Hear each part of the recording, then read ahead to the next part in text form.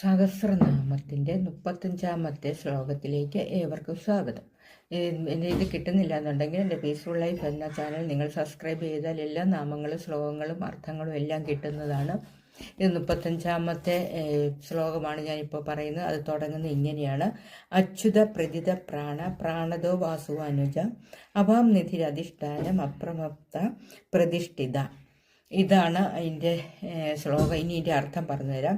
ജനിക്കുക, വളരുക, ജീവിക്കുക, മാറ്റങ്ങൾ വരുത്തുക, ക്ഷയിക്കുക, നശിക്കുക എന്നീ മാറ്റങ്ങൾ ഇല്ലാത്തവനും പ്രസിദ്ധനും പ്രാണനായി ഓരോ ജീവികളിലും വർദ്ധിക്കുന്നവനും പ്രാണനാകുന്ന ബലത്തെ നൽകുന്നവനും ഇന്ദ്രാൻ അനുജനായി വാമനമൂർത്തിയായവനും സമുദ്രസ്വരൂപനായവനും എല്ലാത്തിലും ഇരിപ്പിടമായവനും കർമാനുസാരം ഫലം കൊടുക്കുന്നതിൽ തെറ്റുപറ്റാത്തവനും ഇളകാതെ സ്വമഹിമയിൽ ഉറച്ചു നിൽക്കുന്നവനുമായ മഹാവിഷ്ണുവിനെ ഞാൻ നമിക്കുന്നു.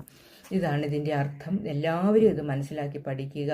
പഠിച്ചതിന് ശേഷം ജപിച്ച് നമ്മുടെ മാനസികമായിട്ട് നമ്മൾ ഉയരുക. എല്ലാ രീതിയിലുള്ള നമുക്ക് അഭിവൃദ്ധി ഉണ്ടാകാനാണ് ഈ സഹസ്രനാമങ്ങൾ എന്ന് പറഞ്ഞിരുന്നത്. ഇത് ഋഷിവര്യന്മാർ നമുക്കായി സംഭാവന ചെയ്തിരിക്കുന്നതുകൊണ്ട് എല്ലാവരും ഇത് ജപിക്കുക, ആത്മീയമായിട്ട് ഉയരുക. Peaceful life.